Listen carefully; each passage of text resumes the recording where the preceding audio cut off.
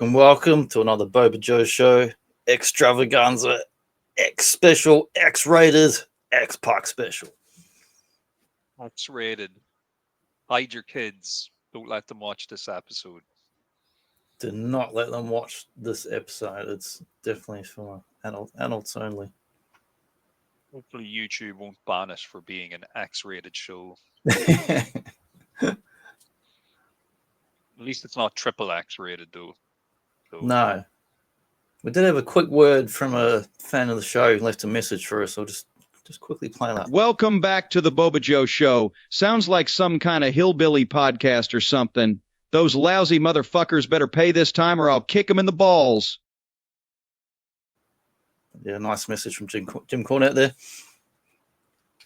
Network says the check is in the mail, Jim. Don't you worry. Yes, for sure. One guy who did get paid though, but he got fired. Then he got fired and rehired and bit of shenanigans. But we didn't do anything bad to this guy. Okay, folks, glad you are here. This episode promises to be a real barn burner that will knock your socks off. So stay tuned and enjoy this week's episode of the Boba Joe Show. And I appreciate Jim Ross didn't swear at all, unlike Cornette. He's got a real gutter mouth. Yeah. Two Jims appreciate us, both Jim Cornette and Jim Ross. That's right. And it's not just because they're on the network payroll. They really do like us. That's true. You heard it from their own lips, folks. It's legit. No AI shenanigans involved. Definitely not. Won't be talking about ethics or illegality of making such things. Definitely.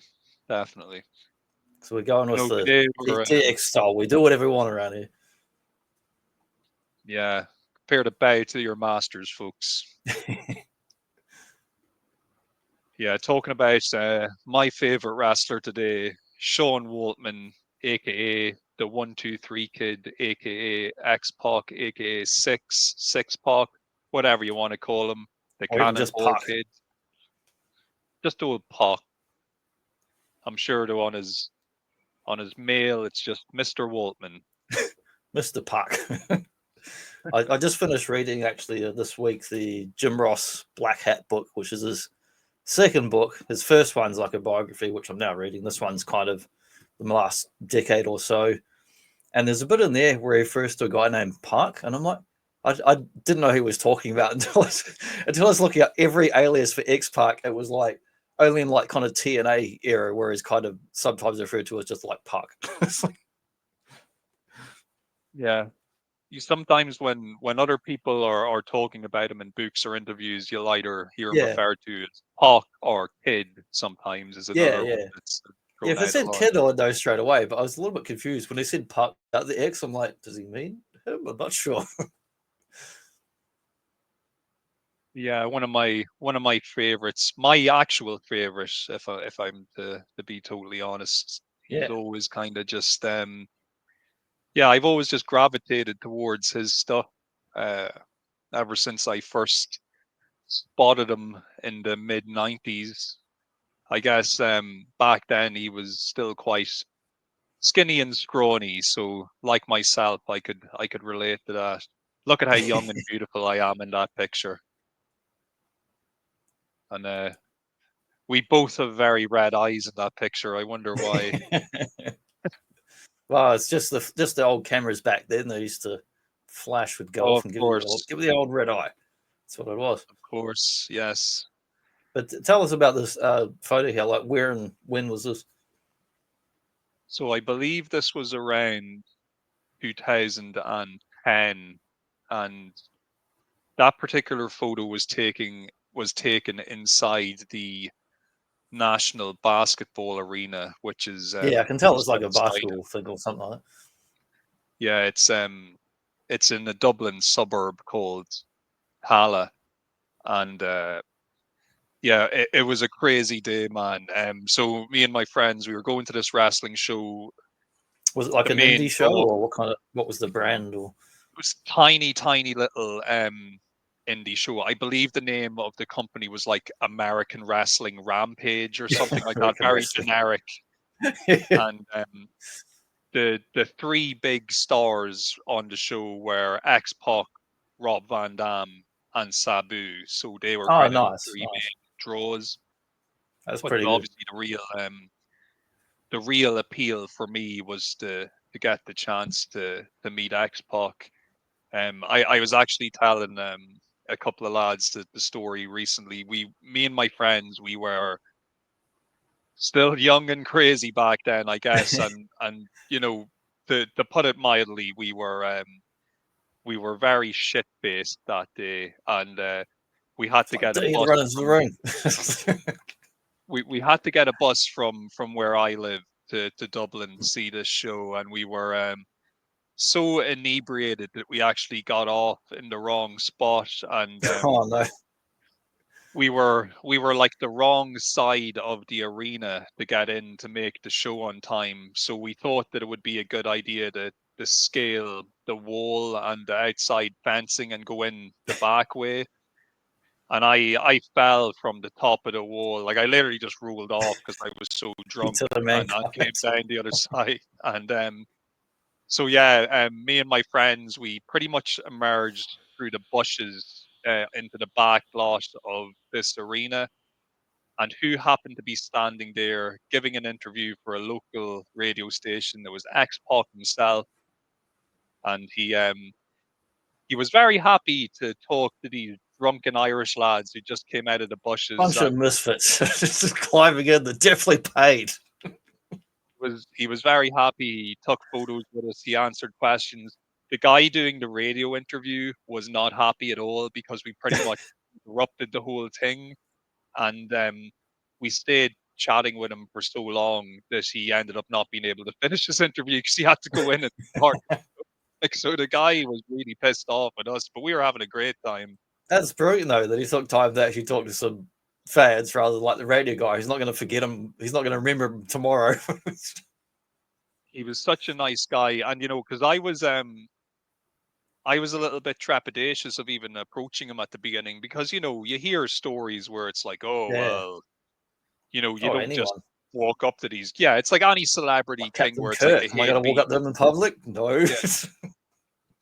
But he was so nice. He took time to speak to everybody, and he's such a nice guy that when I met him again 4 or 5 years later at a different show, he remembered me and he remembered my friend. He remembered the day he was able to like have a chat with us about, and it was just a great feeling to actually, you know, get that type of, I suppose, interaction with someone who was kind of like a childhood idol. Because if he had turned out to be like a rude dickhead, I'm sure that probably would have upset me, as sad as that sounds. Yeah, and even the best of people, if you're like, you know, some celebrities at a bloody convention all day, like Comic-Con, signing like 1,000 fucking autographs. Do you think by the time you're 999 and they haven't eaten and they haven't slept, they're going to be like their best self, even if they're a good person?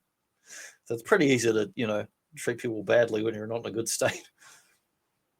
You know, he was very personable and like just kind of open about things. Like at that particular time, you know, he was wrestling in Mexico in between doing these European shows, and he was just, we were asking him, oh, you know, it must be really exciting doing that. And he's like, no, I hate it.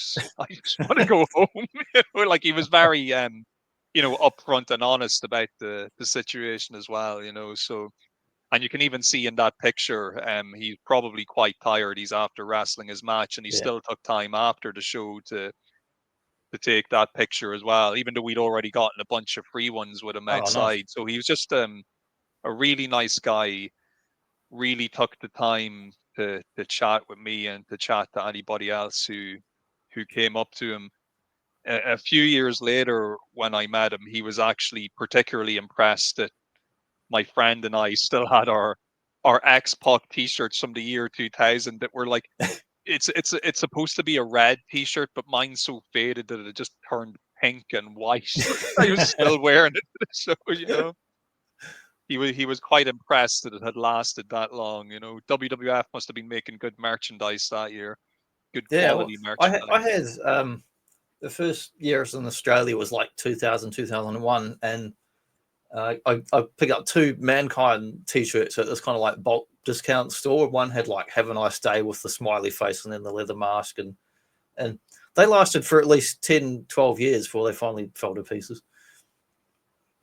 Well, like today's shitty, just poor quality stuff that if I give them 1 year out of a shirt now. Oh yeah. No, they just want to the fast fashion your way through life and dump that shit in the bin after a couple of months and buy another thing. Whatever, about a couple of months, a couple of days, they'd love you to be buying stuff every week if they could have it. But yeah, that was on both occasions. It was a great time meeting them. I have to say, it really fulfilled a childhood fantasy of mine. And I'm not really one of these guys who's like, like I usually don't go to conventions. I don't really care about meeting celebrities or meeting actors or anything like that. He was the only guy I ever really felt compelled to actually travel a distance to go and meet and pay to see. So I'm happy that it all turned out to be such a positive experience.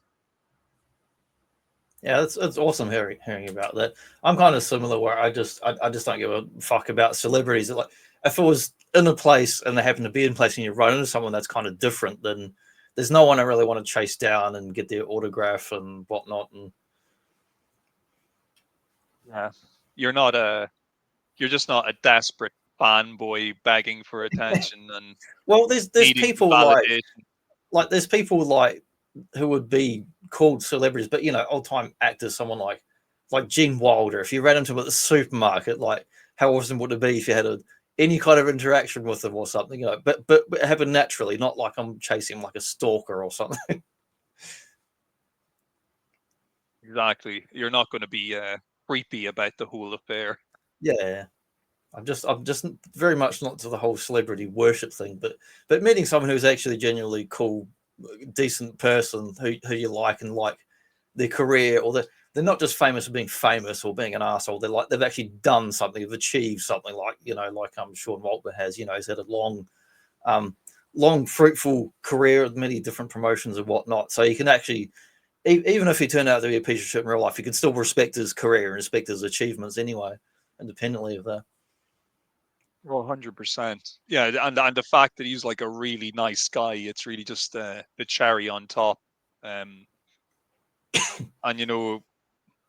like we were saying, like celebrities, whatever you want to call them, they may not always be in the best of form just because they're tired, they're traveling, they're meeting people constantly. Or even just being a celebrity can fuck someone up. Just fame alone can like mess with your psyche and mess with your perception of yourself and the public and other people, and turn people into not good people when they're dealing with anyone outside of their inner circle, basically.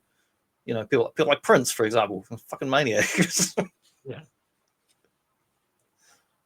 And I'm sure it is a pain when, people are literally coming out of the woodwork out of nowhere, and you're trying to maybe dinner I in a can't stand restaurant. that shit.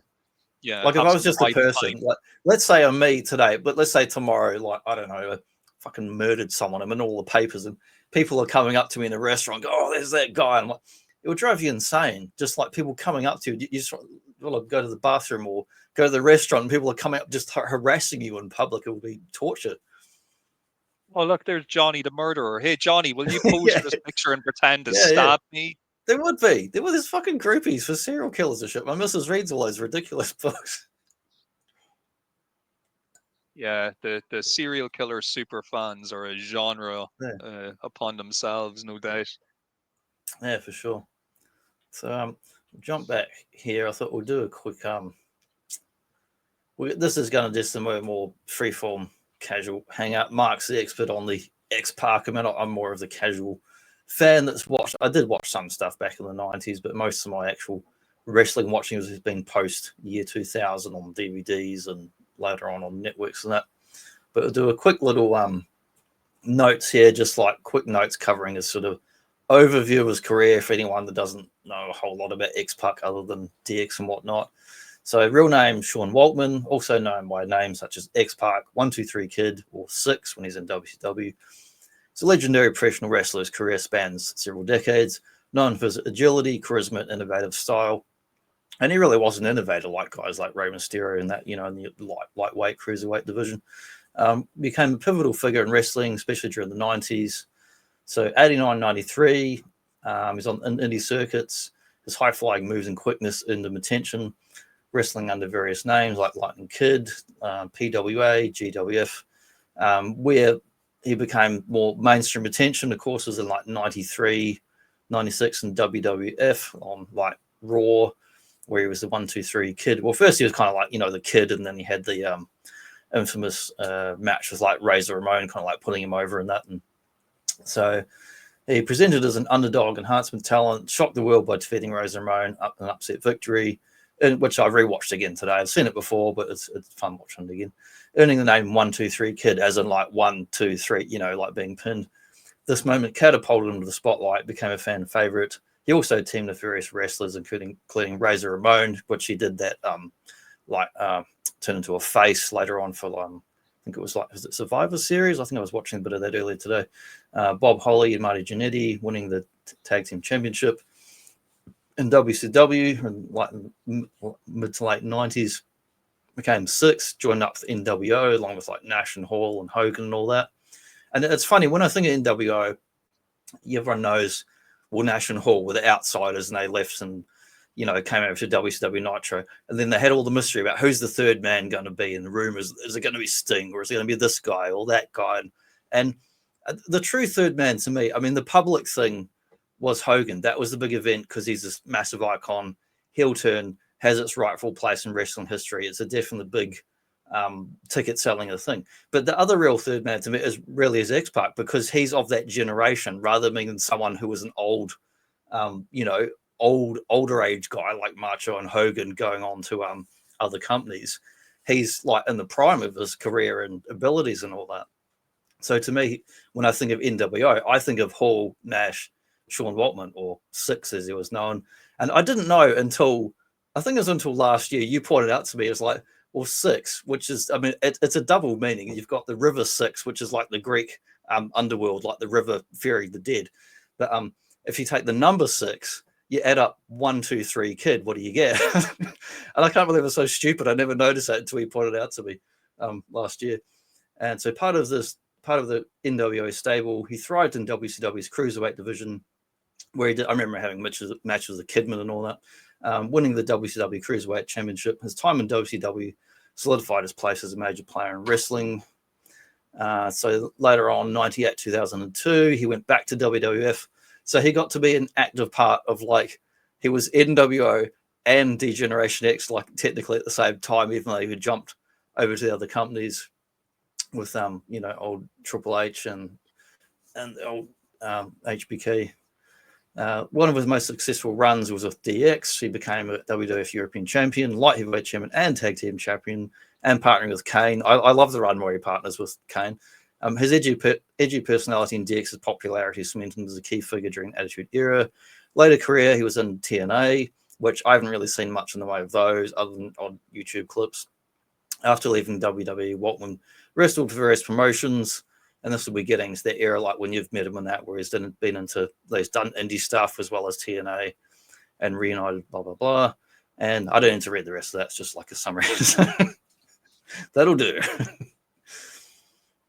I know that's, and look, that you did a great overview of his career there. And yeah, he's really one of those guys. He was just in the right place at the right time, wherever he wrestled. And there's a couple of other people who can claim to have been involved in both the NWO and DX, notably Rick Rude and Shawn Michaels. But the difference between Rick Rude was a kind of token member, and DiBiase as well, even though I did like the involvement of both of them. Yeah, they are more so. They were like managers at the time. Yeah, managers. Which was good, I think, for them, because they were getting older rather than getting more beat up, having to be managers. Whereas, with Pac, he was still active as a wrestler when he was in both groups. Yeah. And he was really at the peak of his abilities. Like, so, you might say is at real peak as far as youth might be, early 90s. But as far as his career, persona, promos, style, all that, all coming together in that era.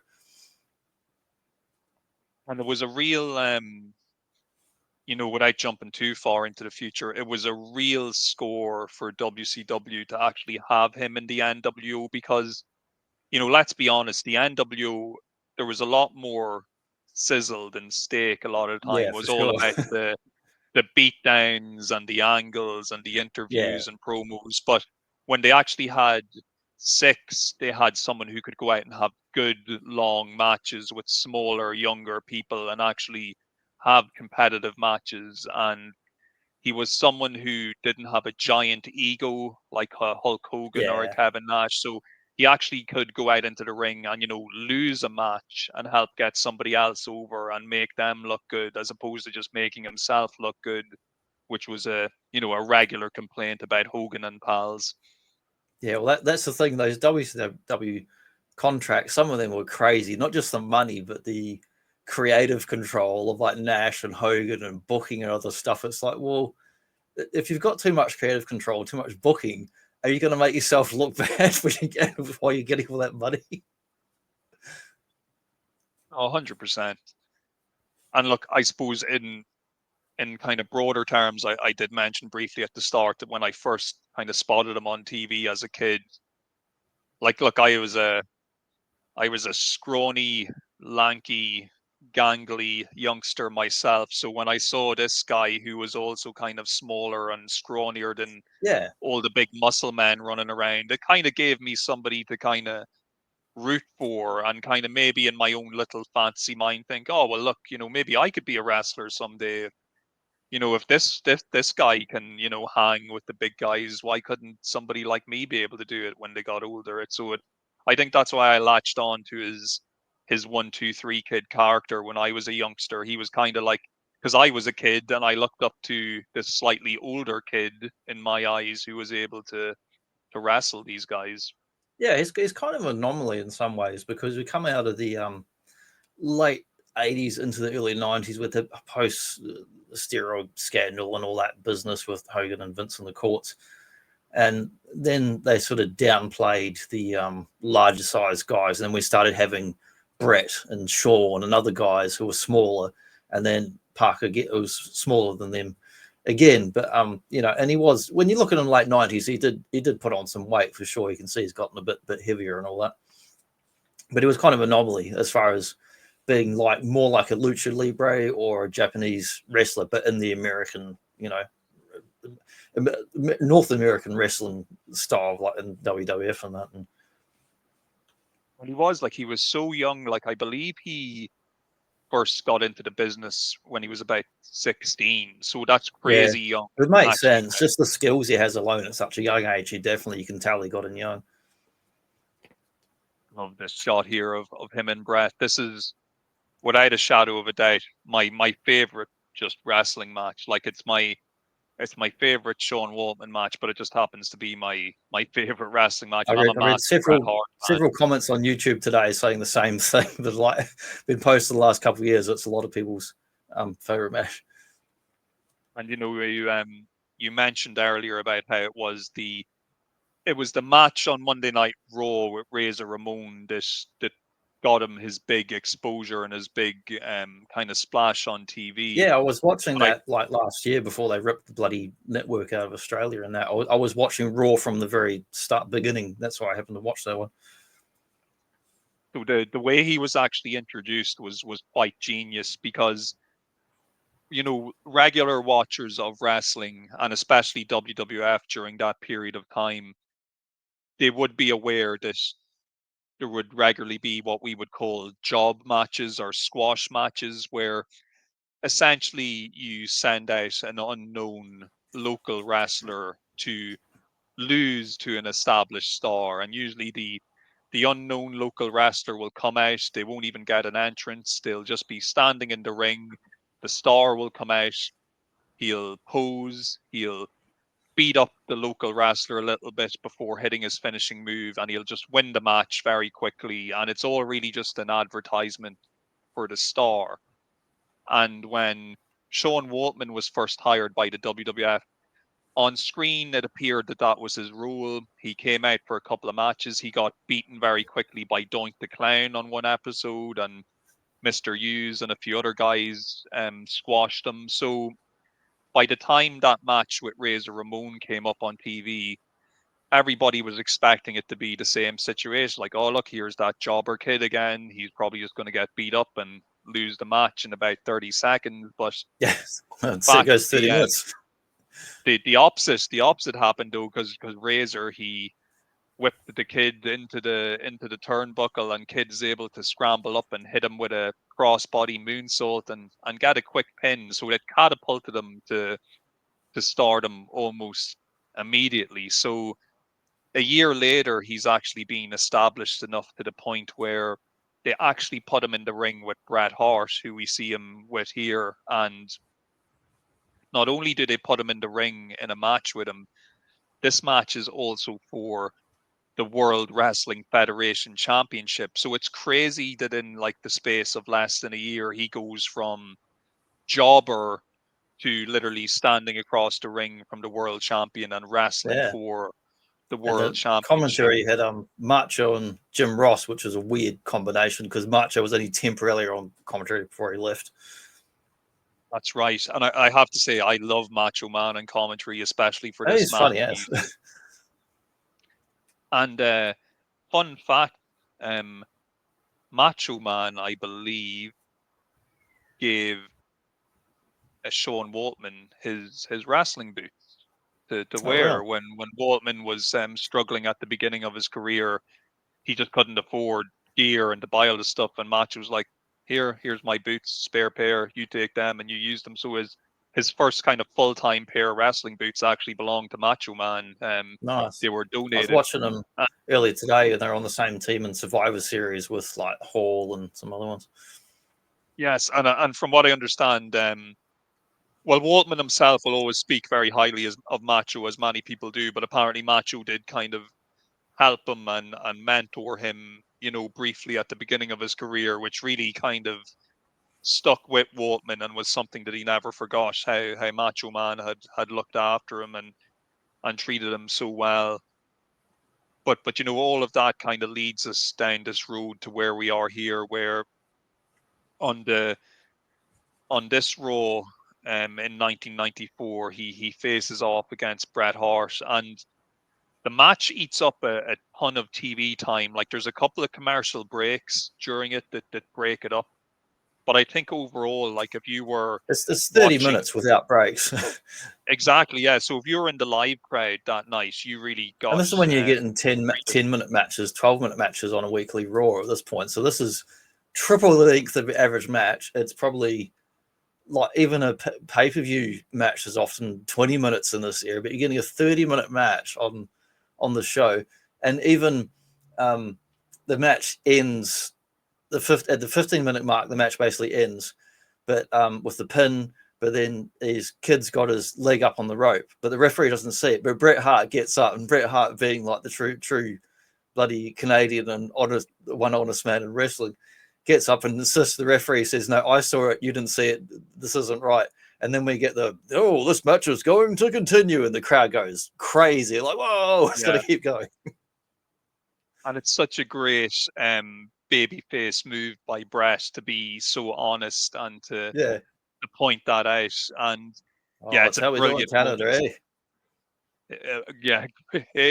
Good, great moment though. The audience just pops so big when the match gets restarted, and it's just like, so there's the story of the match, which is obviously all about this underdog getting his 1,000,000-to-1 shot against the world champion. But even within the match as well, if you're just like a wrestling purist and you like seeing like cool moves and stuff, like there's so much cool stuff in this match with the usual Waltman spinning heel kicks and top rope drop kicks. And he even admits himself in an interview that he was so nervous during his match with Bret that he kind of didn't pull his punches and kicks as much as he usually would, because he was kind of like trying to rush through and hit everything. So poor Bret did get kicked in the jaw pretty hard a couple of times during this match, And one thing I'll mention here as well is it's a kind of a well-known fact among wrestling fans that Bret Hart was not fond of the Click and specifically was not fond of Shawn Michaels.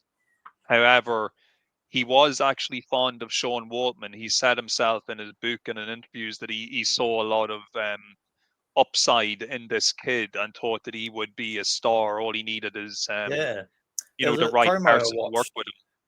I watched a promo today of Bret Hart that took place, I don't know if it was a day or a week before this, but it was not long before this match. And he goes on and he says that he goes like 1-2-3 Kid is like the most promising wrestler out there today, like basically bar nobody else. And that's that's really a means major yeah, and that's a major endorsement to get.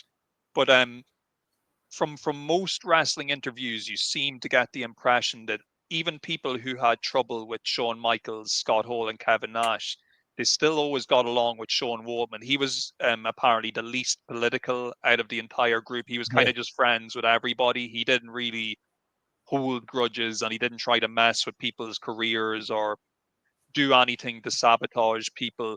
They could always rely on him to give them a good match, and he never had a problem with losing to anybody because he recognized, coming from the bottom, because he was a jobber at one time, he recognized how important it was for other people to actually lose to you and actually give you something. So he tried to pass on that philosophy to other people, and he'd always go out of his way to, even if you only gave him like 4 or 5 minutes of TV time, he'd still go out of his way to put on as good a match as possible. He'd never just phone it in or sleepwalk his way through a match. He'd always try and give it his all.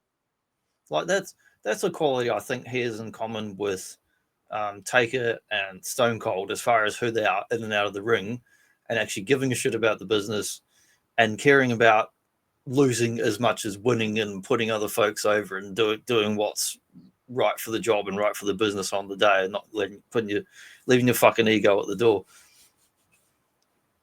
And it would have been a great shame if he had been permanently relegated as just being a journeyman jobber, because he actually comes from a serious pedigree in terms of training. So apart from the fact that like he is actually a martial artist, when it comes to his pro wrestling style, he was actually trained by Boris Belenko and KARL Gotch, who are two I was looking up this week and I was like, is it the KARL Gotch or another one? Because he was pretty old by then. It was like, no, it was the KARL Gotch. Like a real wrestler before show wrestling sort of thing. Like, exactly. So he has some real, when it comes to his training, he has some real pedigree, in the business, when it comes to how he broke into the business. So, and KARL Gotch is a name known outside of wrestling as well. He's known to like strength trainers and conditioning people as just like a real hardcore bastard for like doing stuff for training. And of course, another advantage the kid had during his time when he first made it to WWF was, as you mentioned earlier, the steroid trial had happened. The roster was shrinking down, so it was perfect timing for him to get this shot. Because especially in 93, 94, he was by no means a big man by any, like, he's a tall man, but he's just not big and bulky like a lot of other wrestlers. And it actually, he's like the Mysterio lightweight. Exactly. And a real trailblazer for that style of wrestling as well, that would become popular as we move further in, to the 90s. Oh, great shot here as well. Skip over that one, maybe to the Ray one, and come back to that one, just so we're talking about like the lighter weights and the cruiserweights, because that's something in WCW in the Nitro era that it did actually kind of push, along with ECW actually, because remember we had bloody Guerrero and whatnot, other guys in ECW doing the Lucha Libre style and the lightweight and the cruiserweight divisions. Like that really used to open up a lot of the Nitro episodes in the 90s. It was a real boost to the WCW cruiserweight division when he came into the company as Syxx, because the cruiserweights, even though they were always known for having good matches and putting on many of exciting, there were so many of them, and also they, apart from having good matches, they generally weren't given too much storylines. But all of a sudden, when you had a member of the NWO holding the belt, that changed things. All of a sudden, guys like Rey Mysterio were actually getting TV time where they'd be interacting with other members of the NWO and actually getting some real exposure getting to bloody that lawn side of the darted by card. Kevin Nash. Getting lawn darted by Kevin Nash, getting in some ways humiliated by Kevin Nash and Scott Yeah, Hall at yeah. other times. It's a funny thing, really, because the Nitro was good in how they really did build up the cruiserweight division and played up that style, but whereas WWF not so much. But then both, I'm so grateful that both Ray and Eddie went on to have awesome careers after the buyout and after WCW collapsed. They really got amazing pushes in WWF that they just never would have got in WCW. It was a great opportunity as well for Waltman to showcase his evil heel side, because Yeah, you know, with Rey Mysterio is smaller than everybody, even Sean yeah. Waltman. So this picture is great to demonstrate that, you know, Sean Waltman's actually bigger than somebody, and because he was the bigger guy in this scenario, he could play the bullying heel. So even though he was a fast guy himself, he was acting like the giant during his feud with Rey Yeah. Mysterio. He's bullying him and beating him up, and you know, he did a great job with making Ray look like a real threat, though, because he still needed help from Kevin Nash and Scott Hall to actually beat him. He couldn't beat him by Yeah. himself, you know, in the storyline. So once again, he was very selfless when it came to making other people look good. Even if he knew he was going to be beating them in the end, he still wanted to make them look as good as possible in order to just try and get them over and get them higher up the card. I used to, when I was in high school, they started playing on New Zealand TV once a month. They would play WCW pay-per-views, and they were free. I don't know why, but outside of America, and I did read about it many years later in one of the various books about WCW. They started putting some of the pay-per-views for the international and European audience up for free, just as promotion, because we didn't have any. There was no pay-per-view in New Zealand. You couldn't buy it if you wanted to. There was no facility way to do that. So once a month, we'd get to see stuff. We'd see like Halloween Havoc and other things. And I had a mate in school named by the name Alex, who was a female, not a male, but named Alex. And I'd go over on a Friday night, and me and her younger brother, who also liked the wrestling, we would sit up and we'd watch like the 3-hour event on a Friday night, and it would be like 11 or midnight, and we're kind of half falling asleep. And she would always get excited when it was a Rey Mysterio. She's like, "Ooh, Rey!" She's like, "He's got like the best body of all the wrestlers, you know. Even though he's a smaller guy, he's like the hottest guy on the show." It's like, and she's not wrong. He's always like a good looking dude when you watch him in this year, and his athletic abilities are just absolutely amazing. He flips up and around and spins around and through the ropes. It's just like, how the hell does he do that? How the hell does he do it? And how the hell is he still doing it to this day? How's he not like He's dizzy? still And, going. like if I did even one of those moves, I'd be dizzy and falling over. Yeah, Rey Mysterio, he's a phenom. He's a dynamo in the Yeah. ring, and like, you know, by all by all metrics, he's kind of like an old man now, and he's still going out and doing this stuff and still Yeah, it's making it look amazing. good. See, he's still like physically fit and active in it. But yeah, he was a great opponent for Syxx here, and just like I said, it's very rare to see Syxx be the bigger man in a match, so it just changed the whole dynamic for the type of matches he was able to have. And like I mentioned, it was just Yeah, a they had good boost for matches, and like Kidman and that, and we'll get to that one after. But like Kidman's a little bit bigger again, but he was still doing, you know, a lot of this aerial acrobatics of that. And then you have Crazy Man like fucking Shane O'Mac, but he amateur stuntman. And I actually love Shane O'Mac matches because they're so fun and all, and come and bounce around doing that boxing shuffle. And as he gets older, sometimes he had his kids come out with him some of the events. But then I see in the documentary that Vince McMahon thing, like he just wanted his dad to give him a fucking hug and give him a decent place in the company. And instead, his dad kept setting him out to get beat to living hell just for his approval. What a prick. And this was actually the reason I like this match, because, you know, it almost became a bit of a cliche as the years went on that Shane McMahon was just going to get into the ring and do crazy stuff. But yeah, before this match, he climbs up those bloody towers and does those falls. That's like a full Hollywood stuntman fucking fall, that height he's doing. It's crazy shit. That's like 2 times the height that Mankind fell. I mean, he's falling on something soft that's gimmicked rather than spontaneously falling on an unplanned, surface. Well, there's a few things that I really liked about the X-Pac versus Shane McMahon match. First of all, it was the first proper Shane McMahon match. We hadn't established him yet as an in-ring competitor. So they've done like the run-ins and the beatdowns, like the NWO kind of stuff, or doing the corporation and the corporate elbow and all this kind of nonsense. But having an actual proper match. And that's the thing. They don't really depend on, even though there is some high risk stuff in the match they have together at WrestleMania 15. Overall, they actually wrestle a fairly kind of standard match. Like, there are some weapons and things involved, but it kind of shows you that, Waltman was actually so gifted a performer that he was able to make Shane McMahon, a non-wrestler, actually look like his equal in the ring. And as the story goes, apparently, they paid for a warehouse in Philadelphia to be rented out, and they put a wrestling ring inside it. And Waltman more or less trained Shane McMahon how to actually wrestle and just, get through a full match, be able to go, 10 to 15 minutes and be able to call things on the fly if they mess something up, just what to do if they needed to reset and get themselves back into position. So Shane McMahon himself will often credit Waltman with actually just teaching him the basics of how to go in and wrestle in the ring and actually be a performer.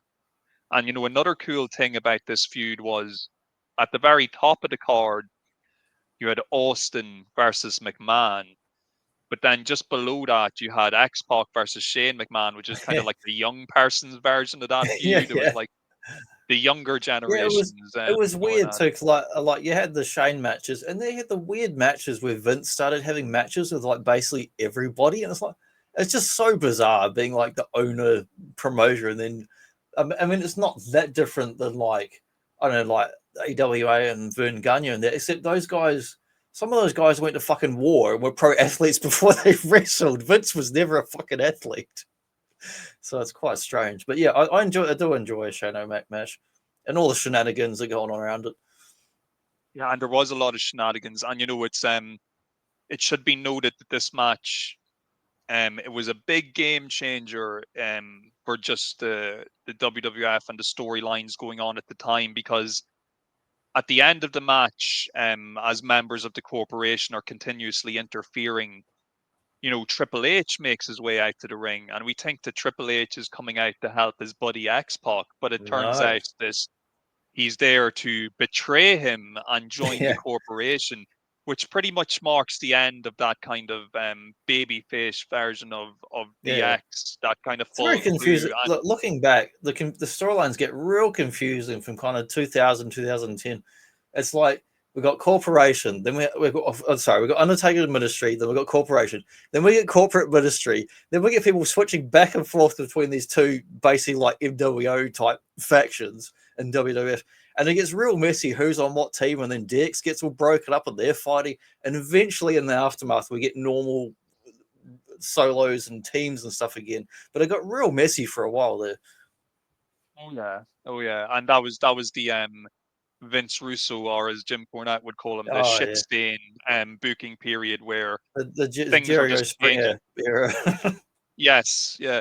Now, like, I personally at the time, I was actually heartbroken when Triple H betrayed X-Pac. I actually couldn't believe, like, because I was still at that point of my fandom very much invested in the on-screen storyline stuff, so it would actually matter to me when characters would do things like that. I mean, was he officially with Stephanie at that point? I mean, in the storyline, not real life. Was that after the abduction thing and the silly ceremony? That would all come afterwards. So just to kind of give you. Okay. So why the hell did he join the corporation then? I think it was just to try and. It was their attempt at elevating him up the card, and they thought that maybe the DX thing had become too much of a crutch, and they wanted. Oh, that makes sense. Is this when he became like the game and all that? And Yeah, it was the beginning of him I becoming do the like that game. era when he's back to being single star. When he gets out of that, it's a bit mucky corporation, but post corporation, when he's just the game and having the solo matches with this, that, and everyone, he went from being a guy that I liked and enjoyed and would do awesome comedy sketches with HBK and that, to being like, oh, this guy's actually he's a pretty fucking phenomenal wrestler as well as a good businessman. And later on in the same year, they would actually reunite the X, and this time it would just be the four members would be Triple H, X-Pac, Road Dogg, and Billy Gunn, and they actually became a four horseman style. They became like a four horseman style heel group, which worked really well with, Triple H as the world champion, and then his kind of cronies backing him up. So it just goes to show you, though, like the Attitude Era, things move so fast. So this picture here of X-Pac fighting Shane McMahon and the whole betrayal with Triple H, that happens in March, and by the time we get to the end of the year, everybody's back together again, and everybody's just like these evil villains, working for Vince like Days of McMahon Our Lives. It's like, oh, it's my evil twin sister zombie, and then she's been dead, reanimated. Oh, now we're all friends again by next week. But one other cool thing that was born out of this feud between X-Pac and Shane McMahon, it also was the beginnings of the association and tag team between X-Pac and Kane, because when Triple H and China betrayed X-Pac, China also betrayed Kane as well, because on screen she was just like on-screen manager. So X-Pac and Kane both kind of became these kind of two jilted tag team partners. They'd both been betrayed by their respective friends, so they teamed up together as this kind of. It's like if David, instead of fighting Goliath, decided to team with Goliath instead, and we had occasionally Kane would go all big red machine. Who was in front of him, he would just start smashing them, even if it was meant to be his partner or friend. Yeah, and that was the kind of the great storytelling aspect, where you had X-Pac was trying to like teach Kane how to be a human and not just destroy everybody, and it was a real odd couple tag team, but it just worked really well. It was fairly fun though.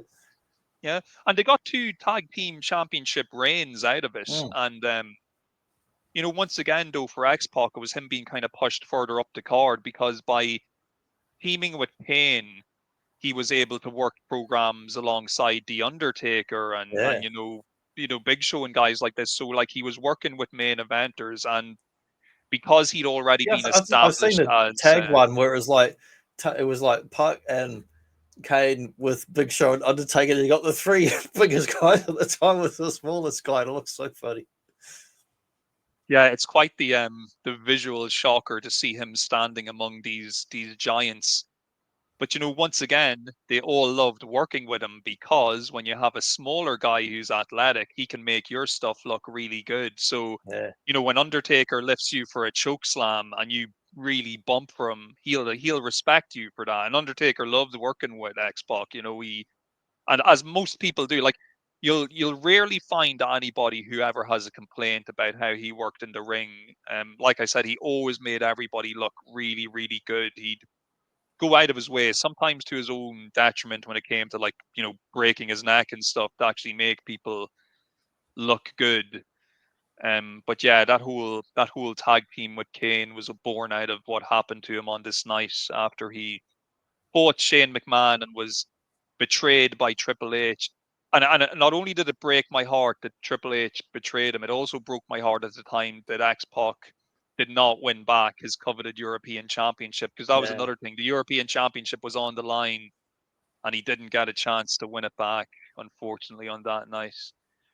Here we have him. Skipped ahead in time here to the AJ Styles. It's like TNA era.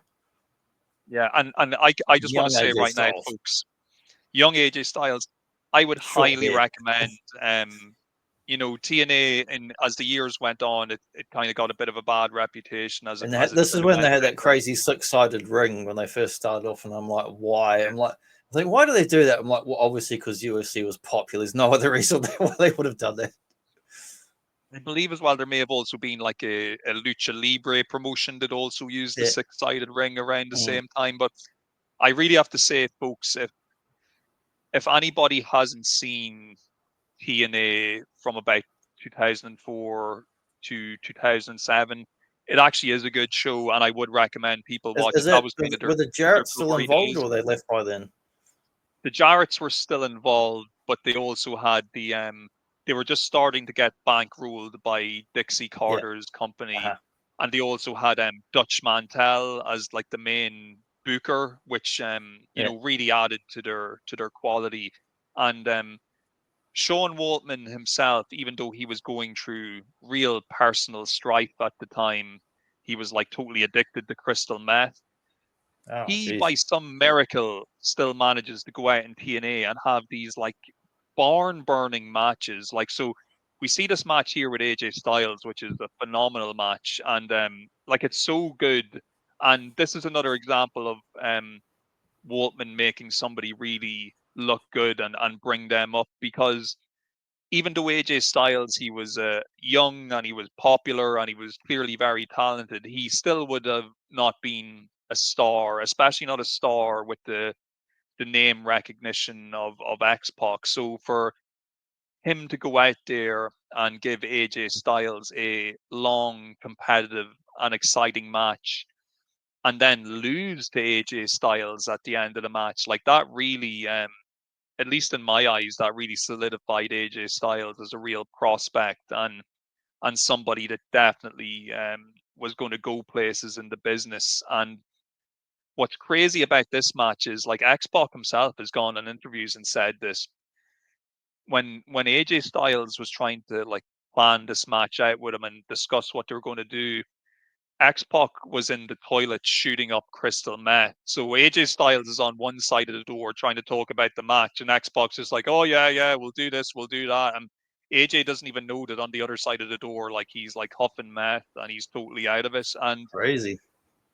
He even says in interviews, and obviously he looks back at this time as like a dark time in his life, but he says in interviews, like, when he was actually walking out of the entranceway to wrestle this match, he said he was hallucinating so badly that he thought the audience, that everybody's face in the audience were like the face of demons and like monsters. And so he's there, he's doing all these poses and doing his whole X-Pac thing. But if you look at his face, he actually looks terrified, because he's like hallucinating basically that there's all these monsters in the audience. And yet, even with all that, even though he's so high on crystal meth and he's like semi-delirious, he still goes out and gives like a 5-star match. Like, it's crazy. Like if you watch the match, you just you would not believe that the man is as inebriated as he is, because, like, you know, we've seen examples in the past of wrestlers going out and they're just clearly not fit to perform and they're like slipping and well, they're probably on downers rather than uppers. Yeah. Whereas X-Pac, he like goes Shawn out Michaels like a passing out on the chair in the lobby. Exactly. And but, you know, like I said, I think this really this just really proves how selfless a performer he was. He really makes AJ Styles look like $1 million. And another cool thing about this match is the special referee for the match is ECW legend Jerry Lynn, who is also one of Sean Waltman's most earliest rivalries in the ring. Him and Sean Waltman actually started together way back in the GWF, and they would actually later on get to have a match against each other in TNA, literally a month after this match, where the two veterans kind of squared off. So it was pretty cool in TNA. Apart from seeing him wrestle the young prospects, we also got to see him wrestle his old rival from before he was famous. And so that was a pretty cool moment as well. And I have to say, I actually really do, even though Waltman himself has described it as a dark period in his life, as a fan, I have to say I do enjoy watching his TNA stuff, just because it's like this last kind of chance he had to prove that he could still put on these fantastic matches with people, even if he was no longer in the big time. Horrible as it is, not to make light of any kind of addiction, but there's various people in Hollywood and other places consuming all kinds of substances and still went out and did like really good performances in films or stage comedy. How many stand-up, Richard Pryor, how many stand-up comedians have been high as fuck while doing a really good performance? Yeah, definitely, folks. If you do ever get a chance, and I think his trilogy of pay-per-view matches with TNA, they're all up on YouTube on the official TNA channel. So I think there's him versus Raven, him versus AJ Styles, and versus Jerry Lynn are like the 3 big matches that he had there. So I would definitely recommend them to anybody who hasn't seen them, because I know, like I said earlier, sometimes TNA, it gets a bit of a bad reputation, and especially for the way they conducted themselves as the years rolled on. But at this period of time, it was an exciting new company that had a lot of upside. So I never got to see anything of it back then because there was no way for me to view any of it. So occasionally I would see magazines back when magazines actually existed, the newsstands. And that's the only way I knew it even existed. But did it, the style of it from back then, did it feel like kind of WCW after WCW, or did it feel like a different promote thing again? It always felt to me like it was the spiritual successor to WCW. Yeah, because it had a mix of kind of new and old, and and even where they shot their TV in Universal Studios where Nitro used to be taped up, so they tried to almost keep that WCW vibe. And of course, a lot of their stars were ex-WCW as well. So, so if you wanted to be critical, maybe sometimes some people might say it was almost like the bad WCW, but it could be like the good WCW as well. It just kind of depended what version of TNA you were watching at the time, whether it was good WCW or bad WCW. Okay, so tell us what's going on here, the old Kidman match, and this is WCW area. Or actually, this is WWF.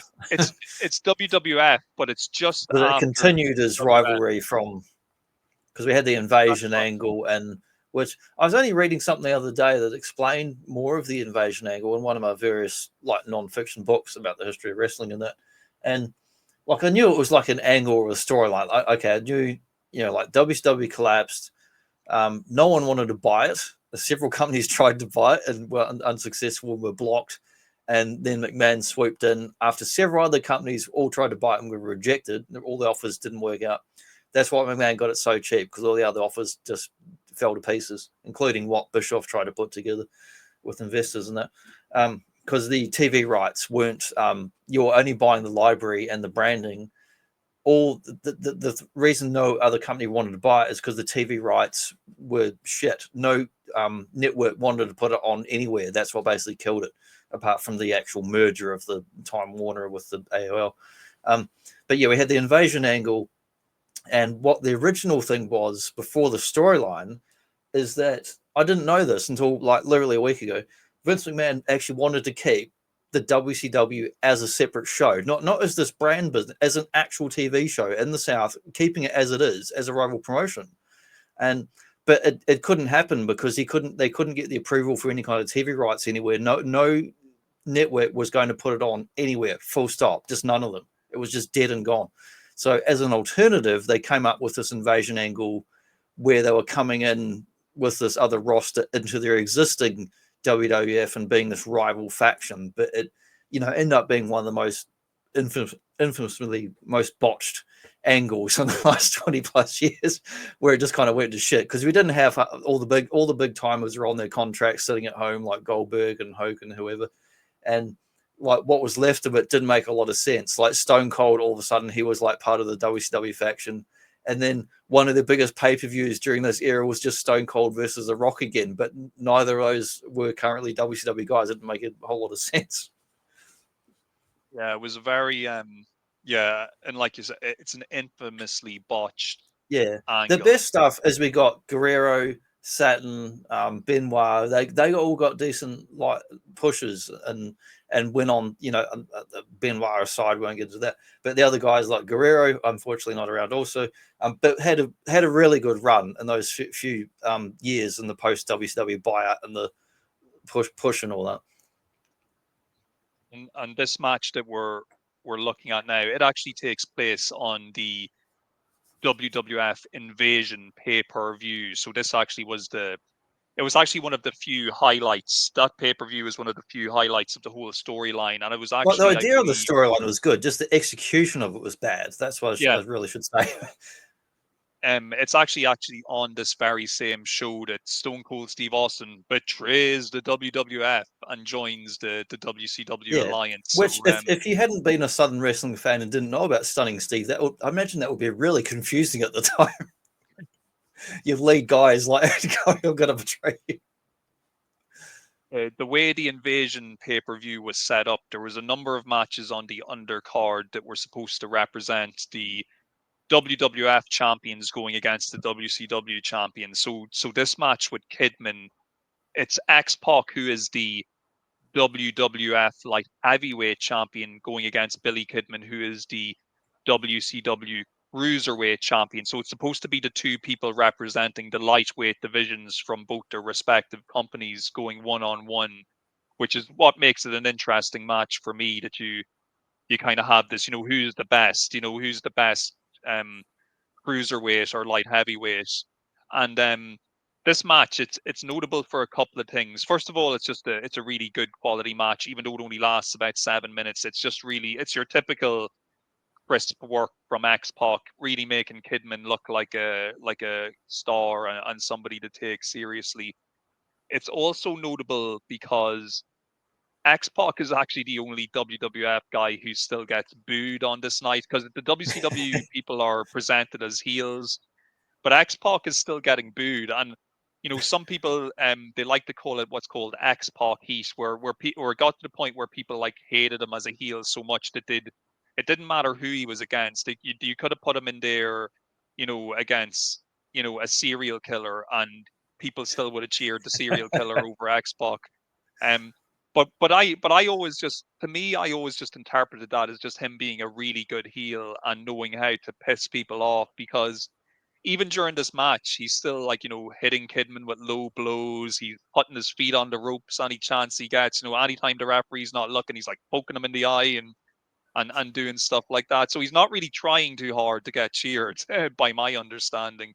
But what's really cool here is, even though belts aren't on the line, no belt is on the line here. So when Kidman wins the match, all he's really winning is the right to say, well, I beat the WWF guy. But what happens is, the week after this show, they have a rematch, and the rematch is title versus title. So whoever wins will become both the WWF light heavyweight champion and the WCW cruiserweight champion. And X-Pac ends up winning that match, and as a result, he becomes the first ever wrestler in history to hold both a WWF and WCW championship at the same time. It had never happened before. And for me, that also, apart from that little cool fact or whatever, what it really meant to me was that was the WWF kind of giving him the stamp of approval, saying, actually, you are actually the best smaller wrestler we've had, because we're giving you both these belts. And I just thought that was a pretty cool accolade for somebody like him to have. It's like, for years, you were the smaller guy, and you kind of became famous for being the smaller guy. But now we're actually giving you the stamp of approval to just say, not only are you a small guy, you're the best of the small guys. Like, you're now representing both divisions and both companies, and you're going to be a double champion. And he was a double champion for a while, until they ultimately ended up, they would retire the light heavyweight championship, and they just keep the cruiserweight championship, which is a bit of an odd thing to do, considering they retired the belt that they invented and kept the belt that the other company invented. But whatever. Vince is a weird guy sometimes when it comes to these decisions. But yeah, once again, it's definitely one of the highlights of the Invasion pay-per-view. It's a pretty fun pay-per-view overall, and maybe one of these days on the Boba Joe show, we'll jump forward in time and actually just cover the pay-per-view by itself, because there's do whatever we want, man. We've got DeLoreans out the wazoo. We can go wherever we want. There's plenty of good gossip and stories that came out of that whole Invasion period, so you could probably fuel a show or two out of that. And of course, if it hasn't become obvious now to people who've watched this show, I kind of base my current look a little bit on the old Poxter with my beard, long hair. Bit of Aliens, bit of X-Pac. Add them together, and there you go. But I also I feel a bit You've of got a flamethrower just off camera. I know. Just be careful, people. He's got it just out of sight there. Another heartbreaking moment for me here, as my D-O-double-G. D-O-double-G. This match here at SummerSlam 2000. It's X-Pac versus Road Dogg. This is actually what really marks the end of the Attitude Era version of D-Generation X. And it's funny, they're all wearing the colours, but they're versing each other. It's like, what are you doing? You're supposed to be together. So just to give you a little bit of background as to what's going on here. So in the lead up to this match, Road Dogg and X-Pac had been an established tag team. And in my opinion, they were a fantastic tag team. They were excellent. They would come out to the ring. They would make their entrance to the sound of Run DMC, who were doing the entrance music at the time for D-Generation X. They changed over from the other. I never know the name of the band who did the other lot, but you had like the small dude who used to wear the little hat that was like tilted on his head. You know, the bow to the masters, like they do that, and then it became the Run DMC. But both are awesome, like awesome songs, awesome bands. So X-Pac and Road Dogg, they're an established tag team, and all things are going well. And they do this angle where they both kind of have this friendly rivalry to see, you know, okay, look, we know we're a great tag team, but we need to find out who the better man is when it comes to being singles wrestlers. So it starts off very amicably, where they're both kind of trying to outdo each other in different matches. So, you know, one week Road Dogg might wrestle Steve Blackman and he'd lose. So then the next week X-Pac would wrestle him and maybe he'd win. So they were kind of like trying to one up each other and see who was the better man. So eventually, of course, as everything does in wrestling, things start to get a little bit heated, and this friendly rivalry starts to become unfriendly.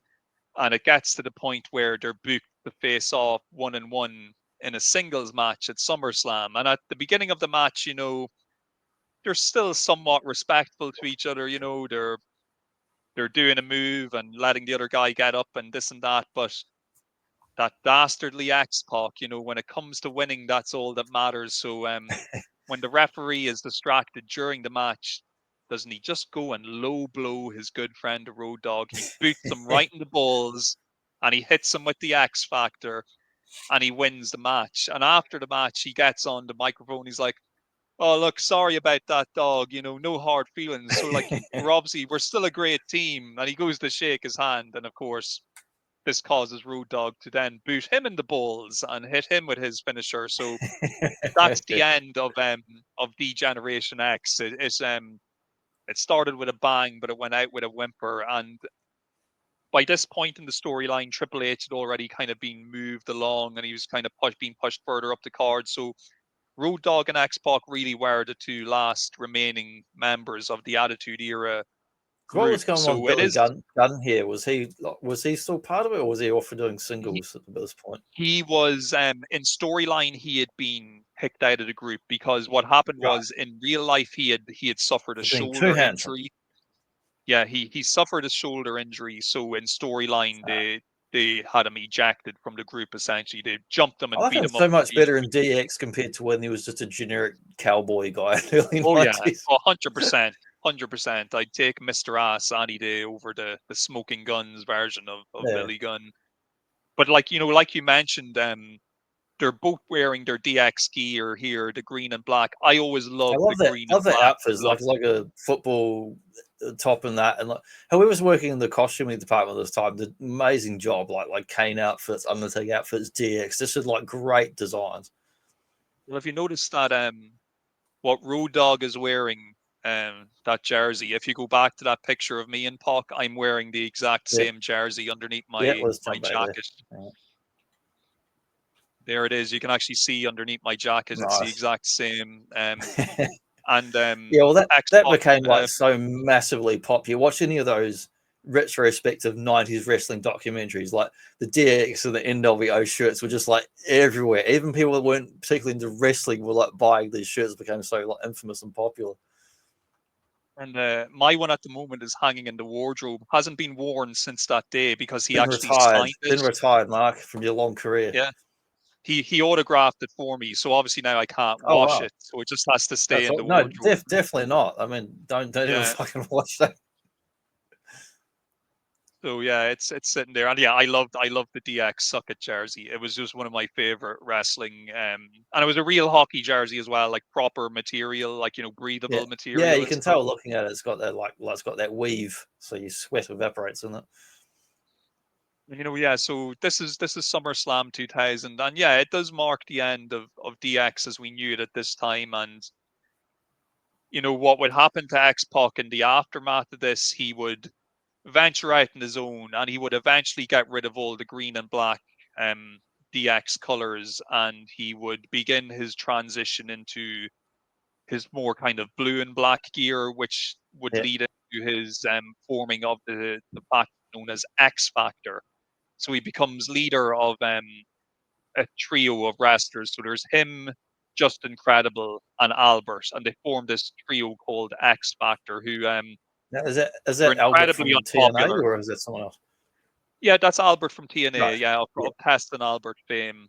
And now the group, it doesn't end up lasting that long because, as we mentioned earlier, the whole invasion thing happens, and it ends up just throwing all the current storylines into disarray. And most people usually look at it as the low point of his WWF career, because he went from the kind of high highs of D-Generation X to being in this kind of lower card kind of heel faction of X Factor. But to be honest with you, I still always enjoyed his work. I enjoyed the matches. I thought him and Justin Credible were a good tag team, and Albert was good as kind of the bodyguard backup to kind of run interference and make sure they won their matches. Just like I said, once the invasion happened, it kind of steamrolled over a load of the current storylines at the time, and a lot of things were just dropped. And unfortunately, X Factor was one of the storylines that were kind of dropped to make room for the invasion stuff that was going on. And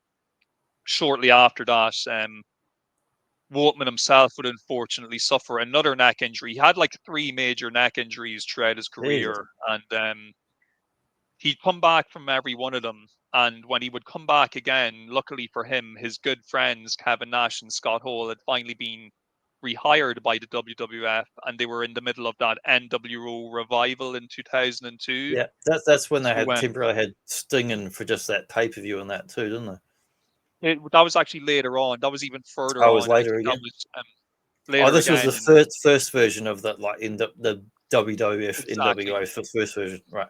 Exactly, and that's one of those things where it gets so confusing to the point now. We're in the year 2024. We must have seen at this point about like 6 DX reunions and 4 or 5 NWO reunions. Like it just keeps on repeating every few years. But look, it was the end of an era at that time, and like I mentioned, he'd stick around. It's like a previous decade spills over to the next one. You watch wrestling in 91, 92, it feels very much like wrestling from 88, 89. Then it kind of changes, and it's the same thing. If we get to 1999, feels the same in 2001, but now we're getting to the end of that era. I love the expression on Road Dogg's face as he throwing those punches, like it was jostling back and forth, silly punches. But yeah, it was he does the shake, rattle, and roll, the juke and jive. The rolling punches. He hits you. I think he does 3 lefts and then a right. That's his combo. It's like we had people's elbow, and that was ridiculous. Then we had the rolling punches, and that was ridiculous. Then we had like Scotty Too Hotty with the worm, and that was like the most ridiculous long. He could hop around and do the thing. But the crowd loved it.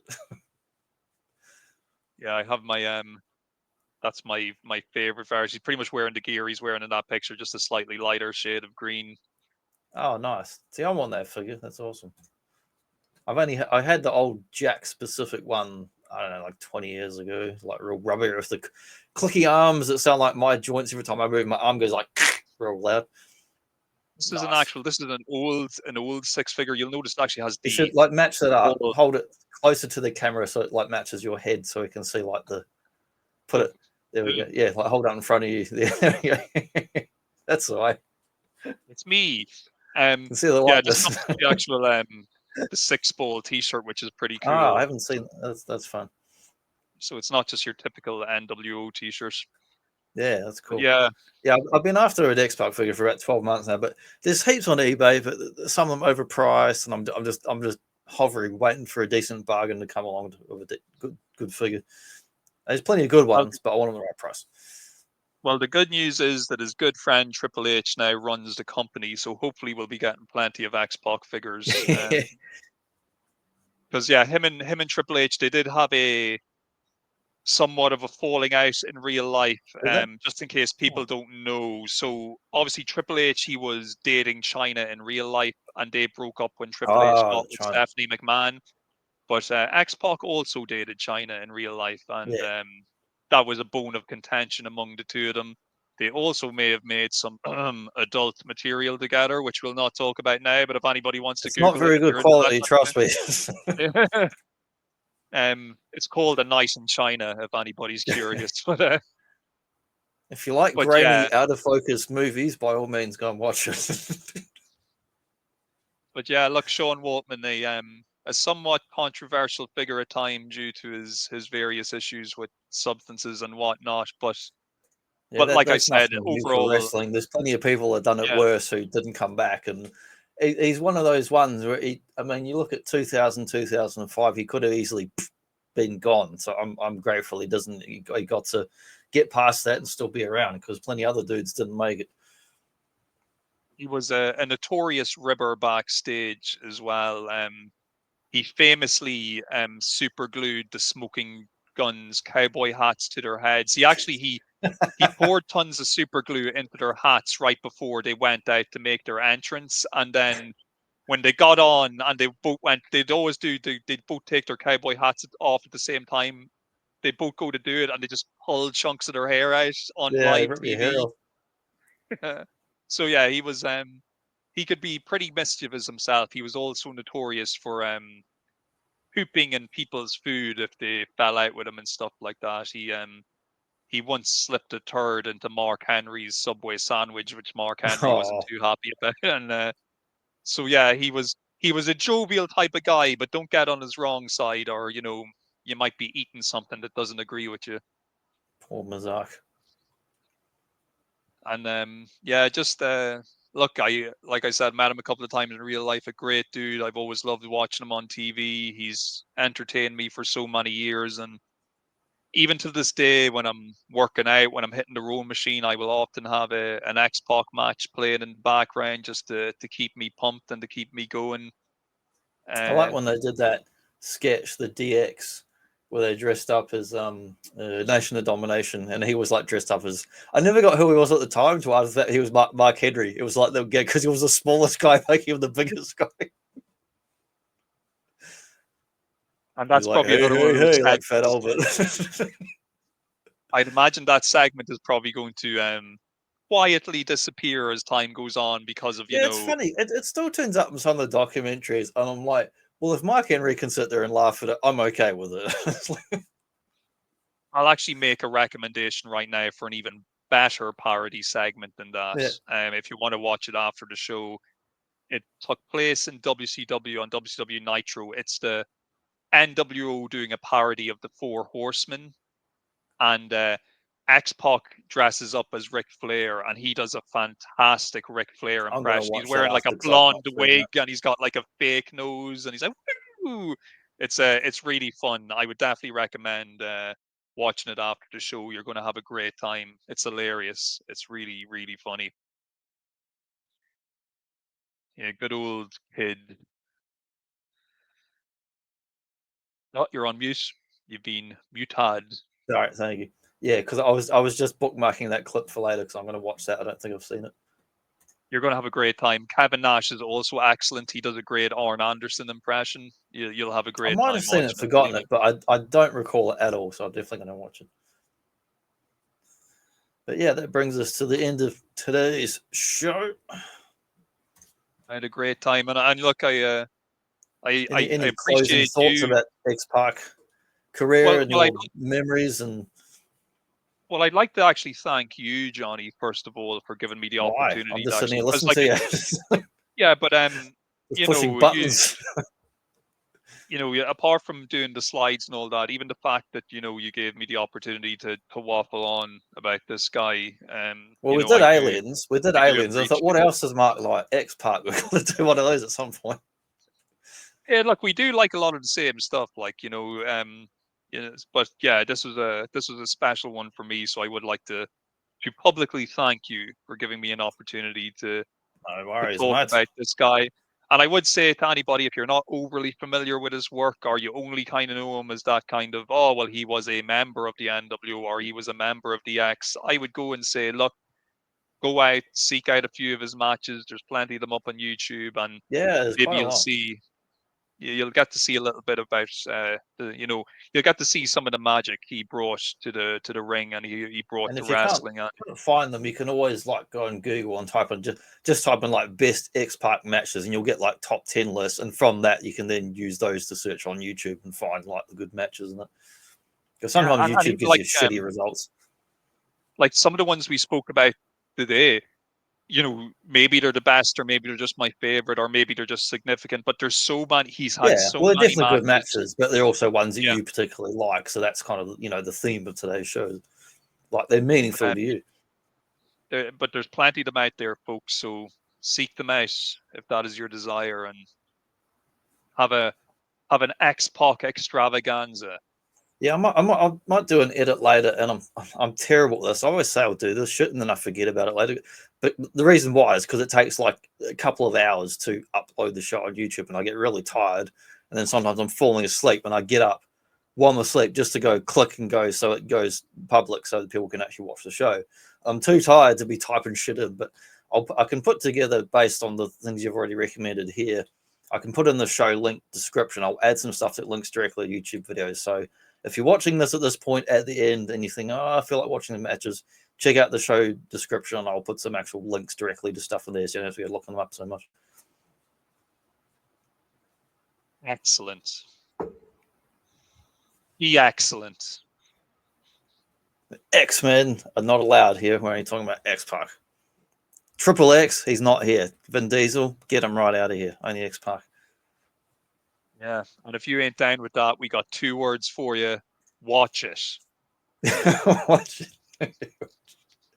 That's like the PG version of TV. Okay, we'll catch you guys next time. See you later, folks.